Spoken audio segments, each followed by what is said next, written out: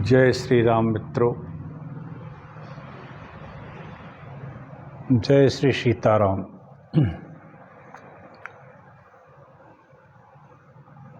कल से जन्माष्टमी के दिन से मैंने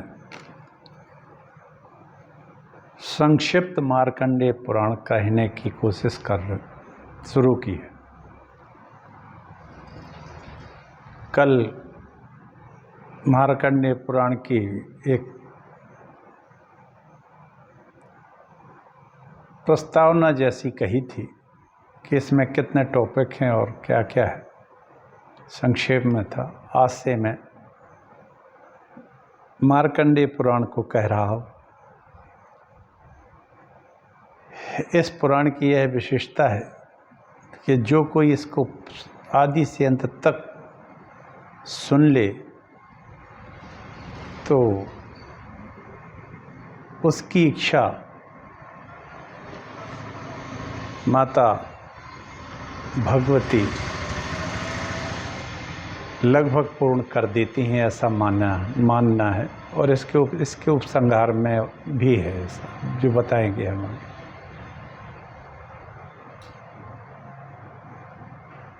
ये हमारे पुराणों में 7वें नंबर का पुराण है। 18 हमारे पुराण हैं सनातन धर्म के, 18 उपपुराण भी हैं, लेकिन ये जो है 7वें नंबर का क्रम से 7वें नंबर पर आता है। चलिए इसको आज शुरू करें। ऐसी इच्छा हुई कि मार्कंडेय जी को सुनाएं, मार्कंडेय पुराण को सुनाएं। मार्कंडेय जी महाराज की आयु 5 वर्ष दी थी भगवान भोलेनाथ ने, और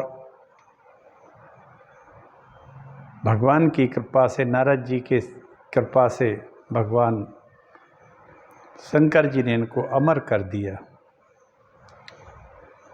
आज तक हमारे पुराण साहित्य में ऐसा कोई भी ऋषि मुनि या भक्त नहीं है जिनने कई मनवंतरों को देखा हो इन्हीं आँखों से। चलिए आज हम आगे की कथा कहते हैं। नमोस्तु रामाय सा लक्ष्मणाय देव्यै च तस्यै जनकात्मजायै नमोस्तु रुद्रेन्द्रयमानिलेभ्यो नमोस्तु चंद्राग्नि मरुद्गणेभ्यः नारायणं नमस्कृत्य नरं चैव नरोत्तमं देवीं सरस्वतीं व्यासं ततो जयमुदीरयेत्। यद्योगीभिर्भव भयार्ति विनाशयोगमा साध्य बंदित मतीव विमुक्त चित्तैः तद्वपुनातु हरिपाद सरोजयुग्मं माविर्भत् क्रम विलंगित भूर्भुवस्वः। जिनमें संसार जन्म मृत्यु रूपी संसार के भय और पीड़ाओं का नाश करने की पूर्ण योग्यता है, पवित्र अंतरकरण वाले योगी जन ध्यान में देखकर बारंबार मस्तक झुकाते हैं। ऐसे बामन रूप से विराट रूप करते समय प्रकट होकर क्रमशः भूरलोक, भुवरलोक और स्वर्गलोक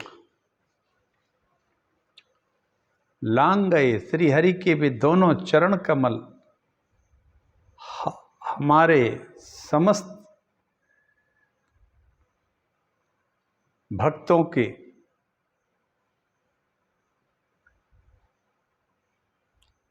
पवित्र करते रहें, जो समस्त पापों का संहार करने में समर्थ हैं, जिनका श्री विग्रह क्षीर सागर के गर्भ में शेष नाग की सैया पर शयन करता है।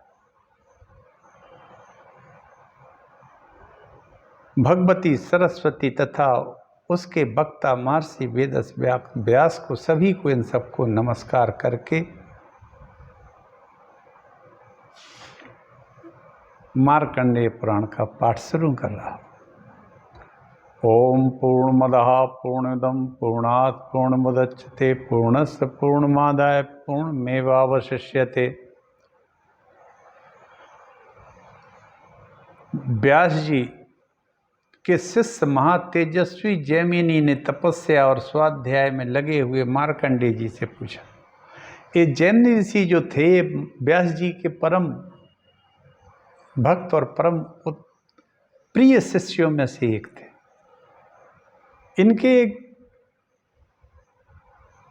विचार में आया कि महाभारत जैसे विशाल अद्भुत महाकाव्य को व्यास जी ने लिखा, लेकिन कई प्रसंग उन्होंने छोड़ दिए,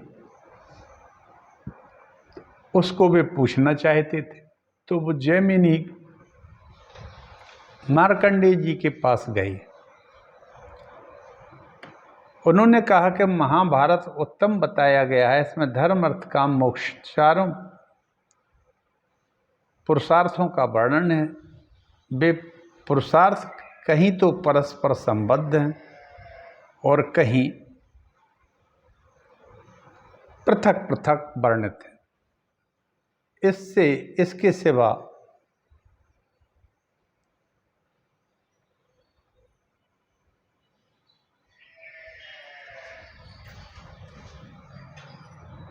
विषय संबंध प्रयोजन और अधिकारी का भी इसमें वर्णन है। ये सब पूछने के लिए जैमिनी ऋषि मार्कंडेय जी के पास पहुंचे।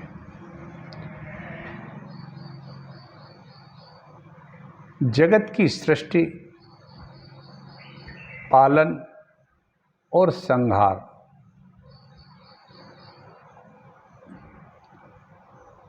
इस प्रकार यह महाभारत उपाख्यान वेदों का ही विस्तार है। मैं इसे यथार्थ रूप से जानना चाहता हूं और इसीलिए आपकी सेवा में उपस्थित हुआ। ये शब्द जैमिनी ऋषि ने मार्कंडेय जी से कहा कि भगवान, मैं अपनी कुछ शंकाओं को लेकर आपके पास उपस्थित हुआ हूं, क्योंकि मैं जानना चाहता हूं यथार्थ रूप से ये जगत। पहला तो यही है कि जगत की सृष्टि, पालन और संहार के एकमात्र कारण सर्वव्यापी भगवान जनार्दन निर्गुण होकर भी सगुण रूप में कैसे प्रकट हुए।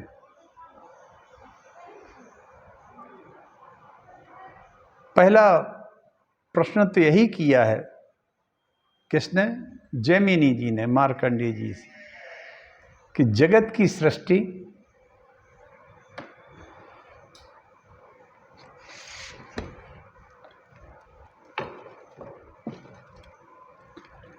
और पालन तथा संहार के एकमात्र कारण,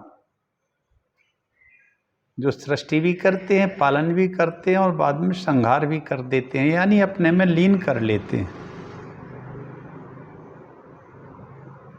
ऐसे भगवान जनार्दन निर्गुण होकर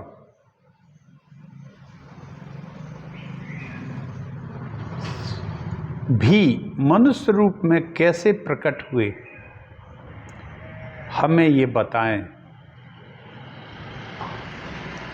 किसने कहा? जैमिनी ने कहा मार्कंडेय जी से।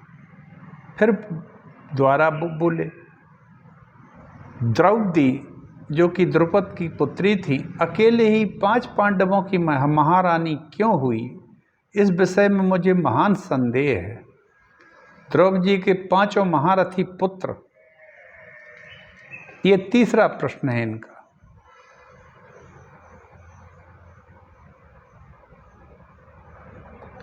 जिनका अभी विवाह भी नहीं हुआ था और पांडव जैसे वीर जिनके रक्षक थे, पिता थे, अनाथों की भांति कैसे मारे गए, ये सारी बातें आप मुझे विस्तार पूर्वक बताने की कृपा करें। मार्कंडेय जी बोले, मुनि श्रेष्ठ जैमिनी,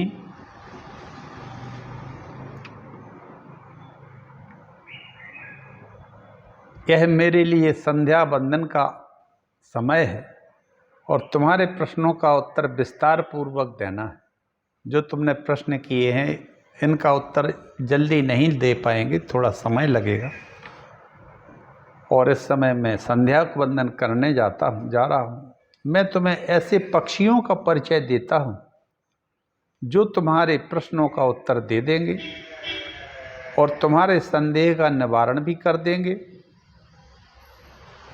यह पक्षी द्रोण नामक पक्षी के 4 पुत्र हैं, जो सब पक्षियों में श्रेष्ठ हैं, तत्वज्ञ हैं, शास्त्रों का चिंतन करने वाले हैं, और उनके नाम हैं पिंगाक्ष, प्रबोध, सुपुत्र और सुमुख। ये 4 पक्षी हैं, इनके नाम हैं पिंगाक्ष, विबोध, सुपुत्र और सुमुख। ये वेदों और शास्त्रों के तात्पर्य को जानने वाले हैं, समझने वाले हैं। उनकी बुद्धि कभी कुंठित नहीं होती। ये 4 पक्षी विंध्य पर्वत की कंदरा में निवास करते हैं। तुम उन्हीं के पास जाकर ये सभी बातें पूछ लो। ऐसा मार्कंडेय जी ने जैमिनी से कहा कि तुम विंध्य पर्वत चले जाओ। वहाँ की एक गुफा में, जहाँ विंध्यवासिनी मिर्ज़ापुर में शायद पड़ता है जी आज के समय, वहाँ जाइए। वहाँ एक 4 पक्षी बैठे हैं, वे तुम्हारे इन सभी प्रश्नों का उत्तर दे देंगे। वे पक्षी जो है सभी तत्व और वेदांत के ज्ञाता हैं, शास्त्रों का चिंतन करने वाले। अब यहाँ एक सोचनीय बात है कि हमारे यहाँ जटायु भी हुए हैं रामायण काल में, जिसने रावण से युद्ध करके सीता को छुड़ाने की कोशिश की थी और वृद्धावस्था थी उनकी। मतलब हमारे भारतवर्ष के पक्षी भी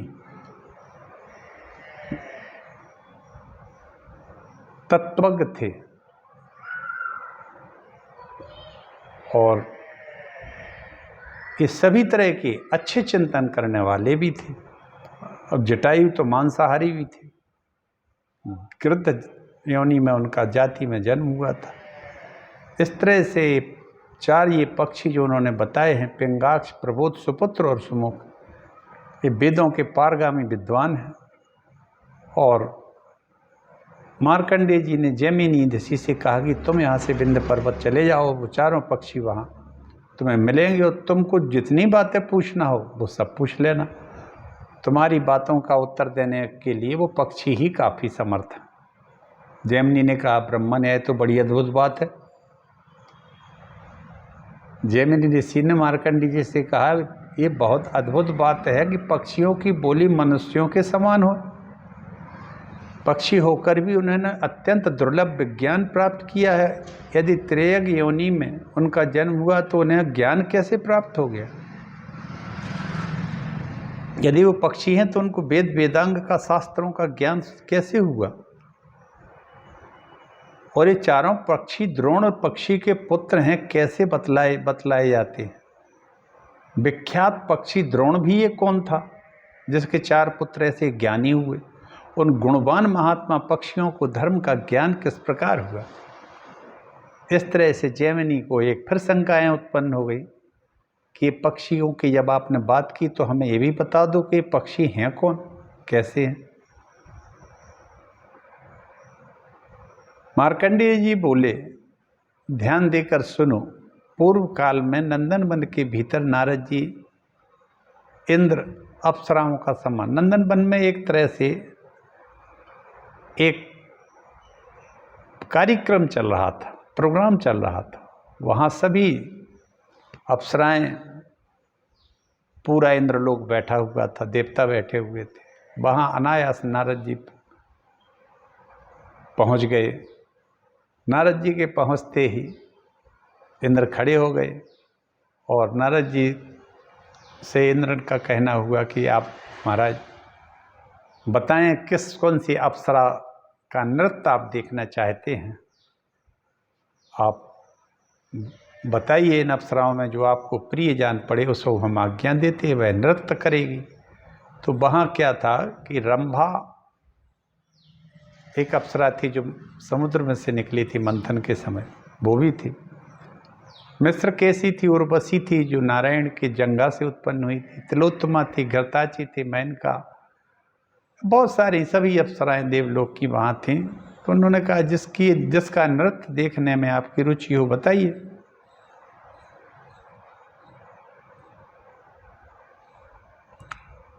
नारद जी बोले, भाई ऐसा है, तुम लोगों में से जो अनेक रूप उदारता आती गुणों में, उदारता में गुणों में जो सर्वश्रेष्ठ हो वह मुझे नाम बताए। सभी अप्सराएं कहने लगी कि मैं इन सब गुणों में श्रेष्ठ हूँ, मैं उदार हूँ, मैं अनेक रूपों को धारण कर सकती हूँ, सब तरह के सद्गुणों में मैं भी श्रेष्ठ हूँ। इस तरह से सबने अपने आप को सबसे अच्छा कहा। तब नारद जी ने कहा, भाई हम ऐसे नहीं मानते। कहने से जो कोई हिमालय पर्वत पर जाकर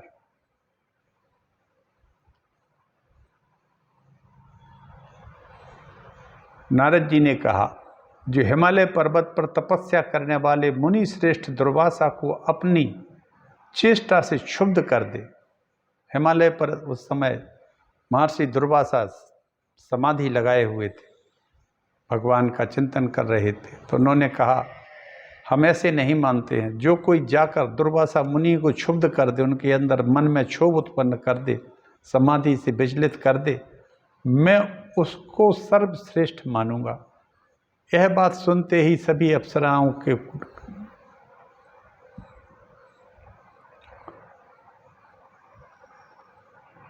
मान भंग हो गया।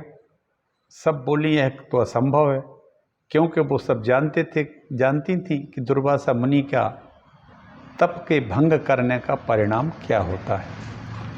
क्योंकि दुर्वासा मुनि जो थे रुद्र, भगवान रुद्र के अवतार थे, क्रोध भी था उनमें। दूसरा ये कि वो अपने कई वर्षों से समाधि लगाए हुए थे, उनकी समाधि में विघ्न पाड़ने के लिए भेजा जा रहा था। किसी ने भी उसमें जाने के लिए हामी नहीं भरी, कोई समर्थ नहीं हो सके। उसी में एक बपू नाम की अप्सरा थी। तो बपू नाम की अप्सरा ने क्या कहा कि मुझे आज्ञा दें प्रभु, मैं सर्वश्रेष्ठ अप्सरा की गिनती में रहूं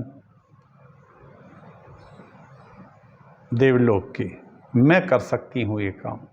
और तो बपू ने जब कह दिया इस तरह से, और उसने कहा कि मैं विचलित कर दूंगी दुर्वासा को, नारद जी ने उत्तर दिया कि जहाँ दुर्वासा मुनि रहते हैं वहाँ, उसने नारद जी को उत्तर दिया कि मैं आज ही वहीं जाऊंगी और दुर्वासा मुनि को एक अयोग्य सारथी सिद्ध कर दूंगी। अपने काम के बाण के प्रहार से मैं उनके मन रूपी लगाम को गिरा दूंगी और उनको काबू के बाहर कर दूंगी। यह सोच के बपू अप्सरा ने कहा नारद जी से कि हम जाएंगे वहाँ और इस तरह से कर देंगे। वह हिमालय पर गई, कुछ दूरी पर ठहर जाती है। चूँकि इन अप्सराओं के पास सभी तरह की विद्याएं रहती हैं, तो उसने यहाँ बसंत का आगमन कर दिया और कुछ दूरी पर जाकर संगीत की मधुर तान छेड़ दी।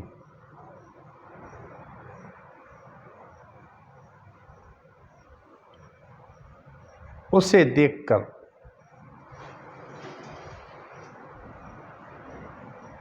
जहाँ महर्षि दुर्वासा तपस्या कर रहे थे, वहाँ हिंसक पशु भी अपनी हिंसा वृत्ति को छोड़कर शांति से रहते थे।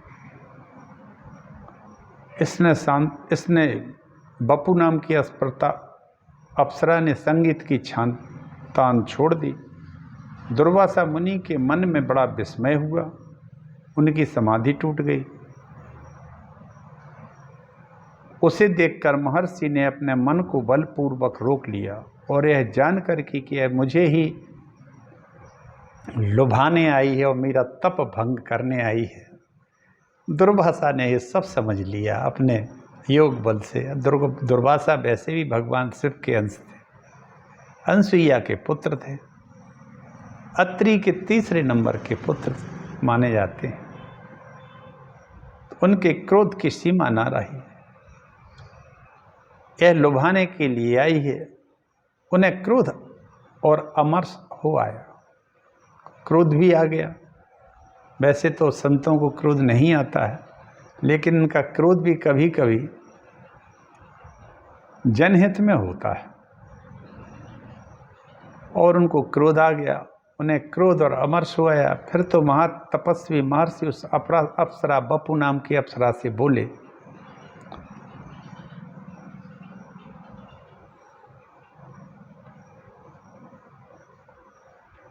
आकाश में विचरने वाली मतवाली अप्सरा,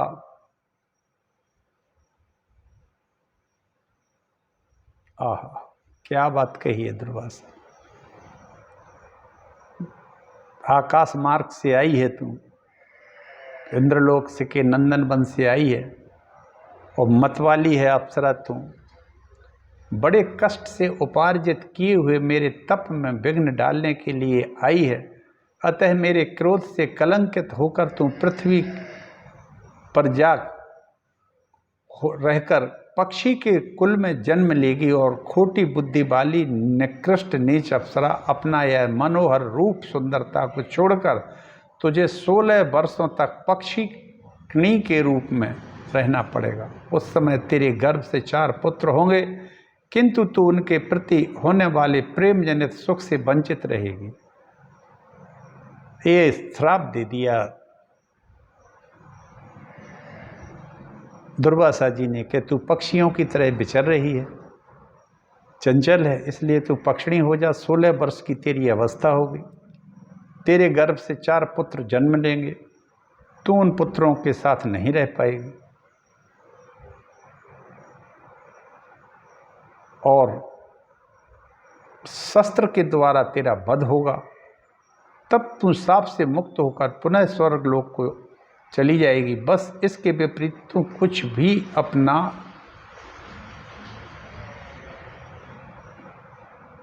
किसी भी प्रकार का भी उत्तर न देना। क्रोध से लाल नेत्र किए महर्षि दुर्वासा ने मधुर खनखनाहट से युक्त चंचल कंकण धारण करने वाली उस अप्सरा से दुस्सह वचन सुनाकर इस पृथ्वी को तुरंत छोड़ दिया, और विश्व विस्तृत गुणों से गौरवान होकर दुर्वासा जी उत्ताल तरंगों वाली अंतरिक्ष में आकाश गंगा के तट पर चले गए। इतना कहकर दुर्वासा जी ने भी पृथ्वी को छोड़ दिया, और वो आकाश गंगा जो हमारे अंतरिक्ष में है उसके ऊपर चले गए। मित्रों, यहाँ एक बात है कि आज तपस्वी एक तो कम है, और जो इस तरह के तपस्वी हैं भी, तो ये बपू जैसी अप्सराएं, वैसे तो मात्र शक्ति पूजनीय है, लेकिन इन्हीं में एक ये अप्सराएं भी आ जाती हैं जो कई घरों का सत्यानाश कर रही हैं। एक लिव इन रिलेशनशिप नाम की एक अत्यंत घृणित को प्रथा चल उठी है, जो नहीं होना चाहिए। इससे हमारी मात्र शक्ति निर्बल हो रही है, याद रखना इस बात का, क्योंकि जितने भी पराक्रमी वीर उत्पन्न होते हैं वो मात्र शक्ति से ही आते हैं। इस बात का ध्यान रखना चाहिए। जब दुर्वासा जी ऋषि जैसे व्यक्ति को ये मात्र शक्ति है, ये अप्सराएं परेशान कर सकती हैं, तो आज तो बहुत अधिक ये देखने को मिल रहा है। और सक्रस मुनि के पुत्रों के पक्ष योनि में जन्म लेने का कारण, ये 4 पुत्र क्यों हुए, इसमें भी दुर्वासा जी ने कह दिया था कि तेरे गर्भ से 4 होंगे पुत्र। हुआ क्या कि जैमिनी मार्कंडी जी कहते हैं, जैमिनी अरिष्ट नेमि के पुत्र गरुड़, जो गरुड़ हैं उनके पुत्र संपाति, संपाति का सुपार्श हुआ और आगे चल के इसी कुल में तारछी नाम की कन्या हुई, जो पूर्व जन्म में श्रेष्ठ अप्सरा बप्पू थी। दुर्वासा मुनि के साप से दग्ध पक्षिणी होके रूप में प्रकट हो गई। मंदपाल पक्षी के पुत्र द्रोण ने कंधर की अनुमति से उस कन्या के साथ विवाह किया। एक कंधर की पुत्री थी, क्योंकि कुछ काल के बाद तारछी नाम की वह पक्षिणी गर्भवती होती है और उसका गर्भ अभी 3.5 महीने का था कि वह कुरुक्षेत्र में जहाँ महाभारत चल रहा था उसमें प्रवेश कर गई। उस समय अर्जुन में और भगदत्त नाम के एक राजा में, कौरव की तरफ से था, वो बड़ा भारी युद्ध चल रहा था। अर्जुन के तीर से छूटा हुआ एक बाण इस तारछी जो है जे अनायासी महाभारत के उस भीषण युद्ध में घुस गई।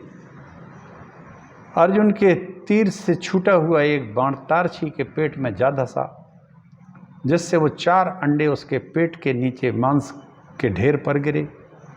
उसी समय भगदत्त का जो घंटा था, किसका? हाथी का घंटा था।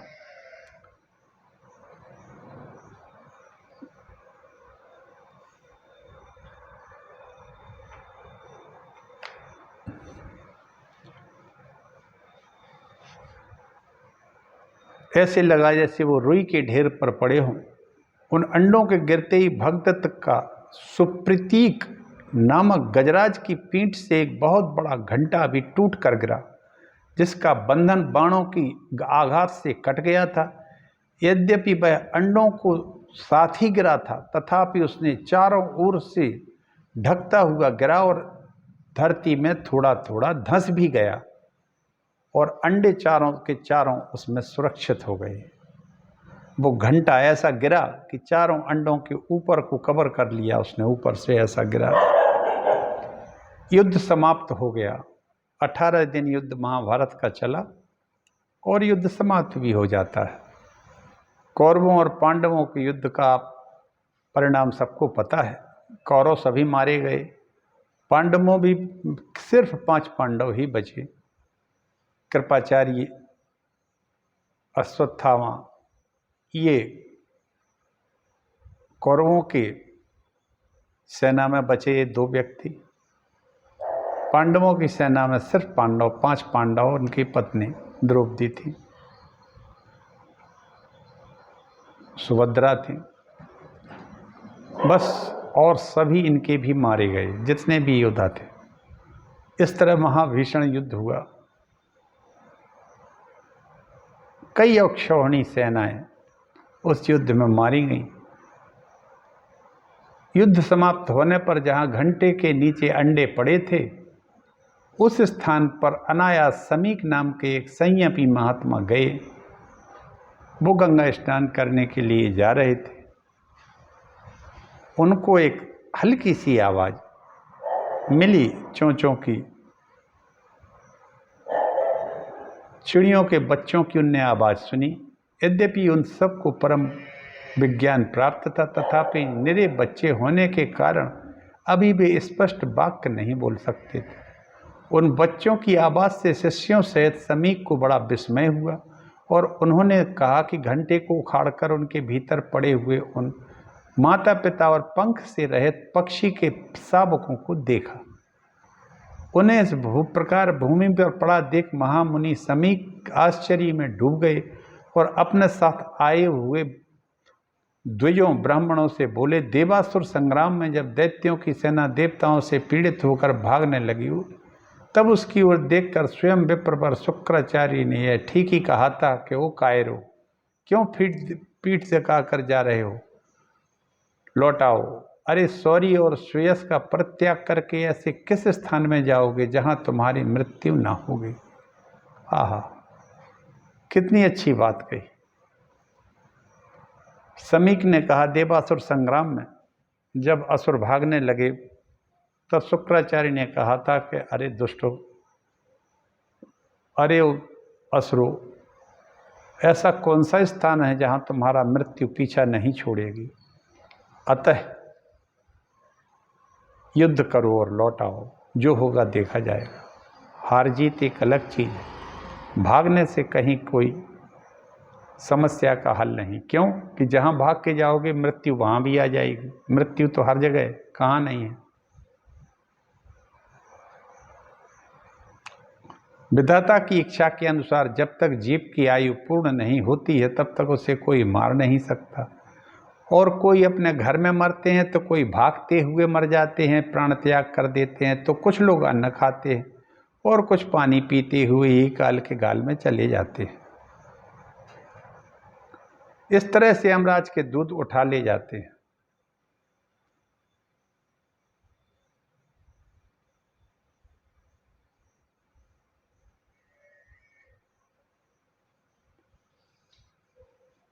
विप्रगण ये कोई सामान्य पक्षी नहीं है। संसार में देव का अनुकूल होना महान सौभाग्य का सूचक होता है।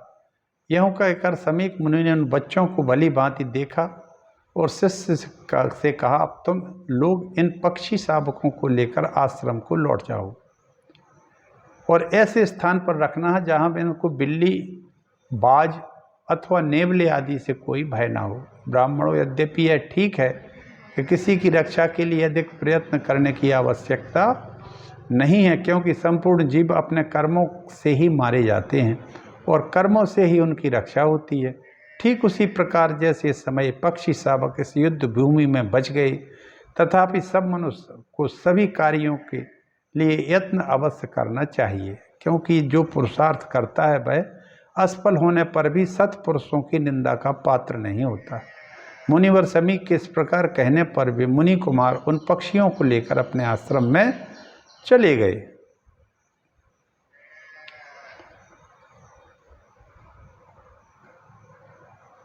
आज मैं अपनी वाणी को यहीं विराम देता हूँ। सिया राम मैं सब जग जानी, करो प्रणाम जोर जो पानी। सत्य है, जिस महाभारत में सभी योद्धा मारे गए, लगभग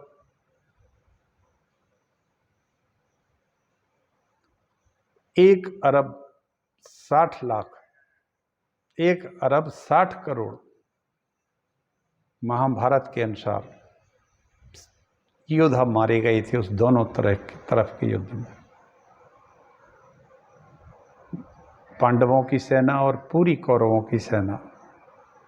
ऐसा धृतराष्ट्र ने जब पूछा था युधिष्ठिर से कि कितने लोग मारे गए होंगे इस पूरे युद्ध, तो अनुमान लगाकर युधिष्ठिर ने धृतराष्ट्र से कहा कि 1,60,00,000 के करीब योद्धा इस युद्ध में मारे गए।